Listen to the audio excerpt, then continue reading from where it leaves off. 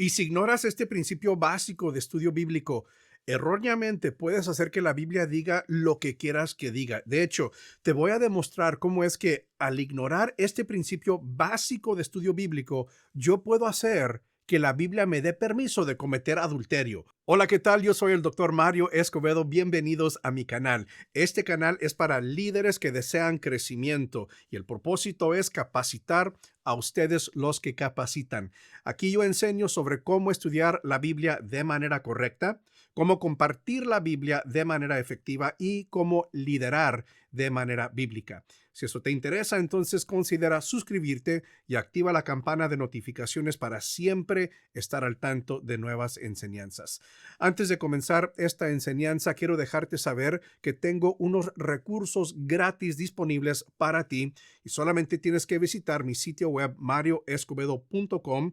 Y lo que te voy a regalar son los mismos bosquejos que yo usé cuando prediqué estos dos sermones sobre Lucas y Filipenses en mi iglesia y también los videos de cuando los prediqué.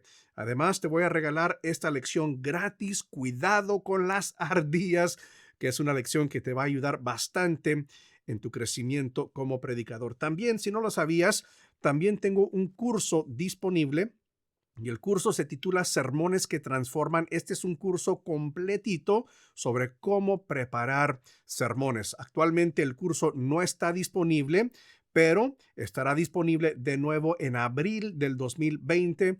Y ahorita mismo puedes unirte a la lista de espera para recibir notificaciones con respecto a la disponibilidad del curso. Visita marioscobedo.com/lista para unirte a esta lista de espera. Ahora sí, vamos a hablar sobre un principio de estudio bíblico muy importante que si eres alguien que enseña la Biblia o que predicas, tienes que respetar este principio, esta regla de estudio bíblico, si no vas a hacer mucho daño al enseñar y al predicar. Y el principio a que me estoy refiriendo es el principio del contexto literario.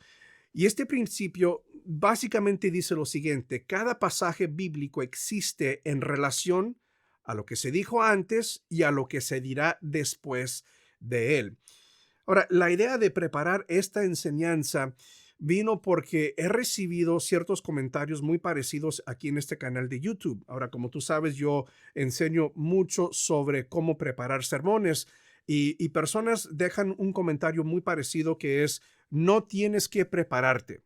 El Espíritu Santo te va a dar las palabras necesarias al momento de predicar. De hecho, déjame darte un ejemplo de este tipo de comentario. Viene de este usuario. Yo no sé quién es, o sea, no sé para nada quién es esta persona, pero fíjate el comentario: querido amigo, en primer lugar, no compro libros fuera de la Biblia y los libros que tienen mensajes de la Biblia y son vendidos, déjame decirte que la palabra de Dios no se vende. Además, fíjate bien, los sermones para predicar el Evangelio de Jesucristo no se preparan. Si tienes el Espíritu de Jesucristo, Él mismo te dará las palabras que hablarás en el mismo momento de predicar y no con bosquejos o sermones. Y entonces cita Marcos 13, 10 y 11. Y aquí es donde realmente me quiero enfocar estos versículos y la importancia de respetar la regla o el principio del contexto literario, porque si no puedes hacer que la Biblia diga lo que tú quieras que diga. Fíjate lo que dije en Marcos 13, y es en estos versículos que esta persona se apoya para decir: no tienes que preparar tus sermones. Dice: y es necesario que el evangelio sea predicado antes a todas las naciones, pero cuando os trajeren para entregaros, no os preocupéis por lo que habéis de decir, ni lo penséis, sino lo que os fuere dado en aquella hora, eso hablad, porque no sois vosotros los que habláis, sino el Espíritu Santo. Y luego me pregunta: ¿te das cuenta? Y entonces esta persona está diciendo: mira, allí Jesús estaba diciendo, no tienes que preparar lo que vas a predicar, es el Espíritu Santo el que va a hablar a través de ti. Y aquí yo no tengo nada en contra de esta persona. Yo no estoy para defender mi posición de que sí tienes que preparar un sermón. Lo que quiero ilustrar a través de esta enseñanza es lo peligroso que es ignorar el contexto literario de un pasaje de la Biblia, porque entonces puedes hacer que la Biblia diga lo que te dé la gana. Y de hecho, Yo te voy a enseñar, te voy a demostrar cómo es que al ignorar este principio, yo puedo hacer que la Biblia me dé permiso a mí de cometer adulterio. Fíjate, vamos a ver un pasaje de la Biblia. Ahora, este es un ejemplo extremo. Claro, la Biblia no me da permiso de cometer adulterio, que eso quede bien en claro, pero fíjate cómo al no respetar esta regla, este principio del contexto literario, yo puedo hacer lo que la Biblia, que diga la Biblia lo que quiera que yo diga, ¿sí? Fíjate, vamos a ver este principio en acción. Y esto lo estoy usando para realmente enseñar cómo este comentario y el uso de Marcos 13 es un uso equivocado. Segunda de Samuel 11, versículos 2 al 4, creo que tú conoces la historia, pero dice así: una tarde, al levantarse David de la cama, comenzó a pasearse por la azotea del palacio y desde allí vio a una mujer que se estaba bañando. La mujer era sumamente hermosa, por lo que David mandó que averiguaran quién era y le informaron: se trata de Betsabé, que es hija de Elián y esposa de Urías elitita. Entonces David ordenó que la llevaran a su presencia, y cuando Betsabé llegó, él se acostó con ella. Ahora, yo puedo tomar ese pasaje de la Biblia y entonces unir ese pasaje con otro pasaje y decir que la Biblia me ordena, que Jesús mismo incluso me ordena a cometer adulterio. Porque ¿sabe lo que voy a hacer? Voy a unir este pasaje con lo que Jesús dijo en Lucas 10:37. Entonces Jesús le dijo: ve y haz tú lo mismo. ¿Te das cuenta? Yo leo Segunda de Samuel y nada más leo hasta donde dice que David se acostó con Betsabé. Y después leo Lucas 10:37, donde Jesús dice: veías tú lo mismo. Y yo puedo decir: mira, está en la Biblia. Yo tomo esta parte de aquí y esta parte de acá, y yo entonces puedo hacer que la Biblia haga lo que yo quiero, o que diga lo que yo quiero que diga. Pero con ese ejemplo te das cuenta qué erróneo es esa metodología, qué equivocada es esa metodología. ¿Por qué? Porque no estoy tomando en cuenta lo que ese pasaje dice en su contexto. Y esto se aplica a Marcos 13. Yo le digo la falacia de Marcos 13:11, ese versículo que esta persona hizo referencia a este versículo para defender su posición de que no tienes que presentar o preparar sermones, que es de mi punto de vista, eso no es correcto. Pero fíjate lo que hizo esta persona con su tratamiento de Marcos 13:11, que es el mismo principio o el mismo error que yo acabo de ilustrar con estos dos pasajes que les comenté.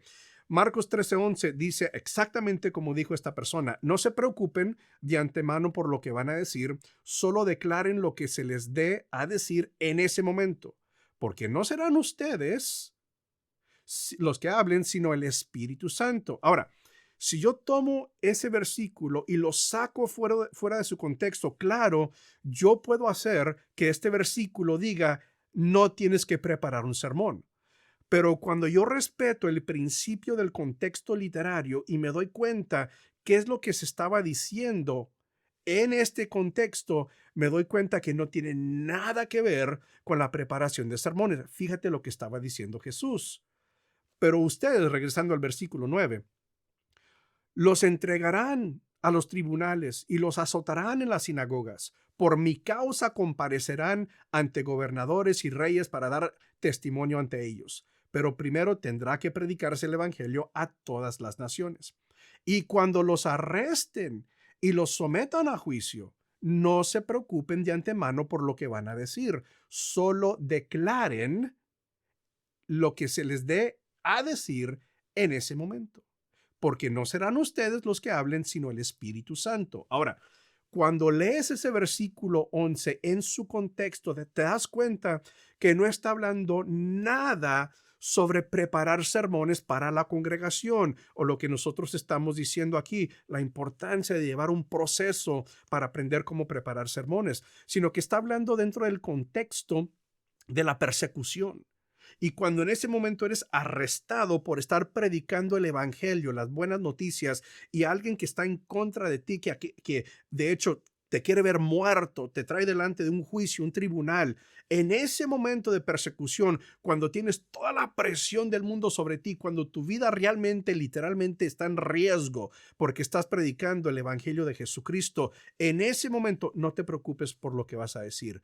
El Espíritu Santo hablará de ti, a través de ti. No dice nada, no está hablando nada de la preparación de sermones que vas a presentar para la congregación, ¿sí? Para aquellas personas que Dios te ha encargado. No está hablando de eso. Y te das cuenta cómo al sacar ese versículo de su contexto, obviamente alguien puede hacer que este versículo diga lo que realmente nunca quiso decir. Y de nuevo, no estoy para defender mi posición o mi puesto de hay que preparar sermones. A mí no me van a convencer a cambiar mi forma de preparar sermones y yo no espero cambiar la mente de esta persona. No, no es el propósito. El propósito de esta enseñanza es para ustedes, los que sí reconocen la importancia de preparar sermones, darse cuenta de este principio tan fundamental y tan importante de estudio bíblico, de respetar y tomar en cuenta el contexto literario del pasaje sobre el cual vas a predicar. Y que al predicar sobre un versículo o un pasaje de la Biblia, tienes que tomar en cuenta no solamente lo que dice ese versículo, sino que qué significa ese versículo en su contexto literario. Cuando digo contexto literario, ¿a qué me refiero? Fíjate bien, es esto, lo que está antes y después del pasaje que estás estudiando. Ese es el contexto literario, lo que está antes y después del pasaje que estás estudiando. Y tienes que respetar y interpretar cada versículo no aisladamente, sino que dentro de su contexto con lo que viene antes y lo que está después. Y de nuevo, este es el principio, la regla, digamos, del contexto literario. Cada pasaje bíblico existe en relación a lo que se dijo antes y a lo que se dirá después de él. Y por eso tú obviamente y fácilmente te diste cuenta que mi ejemplo de que la Biblia me da permiso de cometer adulterio, ¿cómo es una violación de lo que dice la Biblia, de lo que dijo Jesús? Porque si lees lo que Jesús estaba diciendo en ese versículo, no tiene nada que ver con darme permiso a mí de cometer adulterio. Si leo la narración del rey David y el error que él cometió al cometer adulterio con Betsabé, pero no leo las consecuencias y cómo Dios castigó a David, entonces no me doy cuenta del contexto. Y claro que yo puedo decir, pues solamente estoy siguiendo el ejemplo de David. Un error, o sea, imperdonable, ¿no?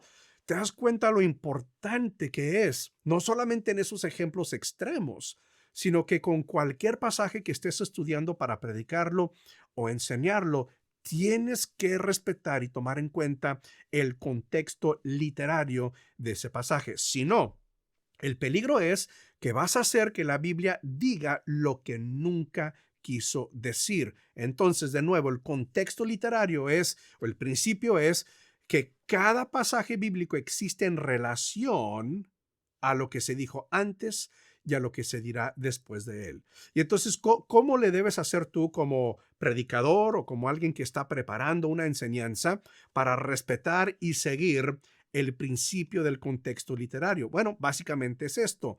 Lee cada pasaje con una comprensión de cómo fluye con lo que viene antes y con lo que vendrá después.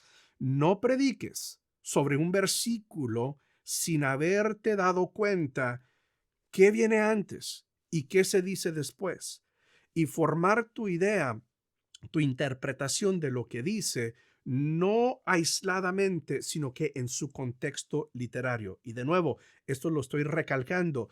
El peligro de ignorar este principio básico de estudio bíblico es que vas a hacer que la Biblia diga lo que nunca quiso decir. Y ese es un gran peligro para el predicador. Entonces, para esas personas que dicen, no tienes que estudiar, no tienes que preparar, bueno, está bien, ese es tu punto de vista, Pero si te estás apoyando sobre Marcos 13:11, no, o sea, no tienes argumento, o sea, estás sacando ese versículo fuera de su contexto. Entonces, toma esto en cuenta a la próxima vez que prepares un sermón, que hay que respetar y tomar en cuenta el contexto literario de cualquier versículo que estés estudiando y preparando un sermón sobre ese versículo. Y de hecho, en mi curso, Sermones que Transforman, yo tengo todo un módulo completo sobre cómo estudiar la Biblia de manera correcta para evitar este tipo de error. Y de nuevo, si te interesa este tipo de curso, puedes agregarte, puedes unirte a la lista de espera. El curso en este momento no está disponible, pero estará disponible en abril del 2020. Puedes agregarte a la lista de espera para recibir notificaciones en cuanto el curso esté disponible. Bueno, espero que esto te haya ayudado. Respeta el principio, la regla del contexto literario para que no hagas que la Biblia diga lo que no quiere decir. Dios te bendiga y nos vemos a la próxima.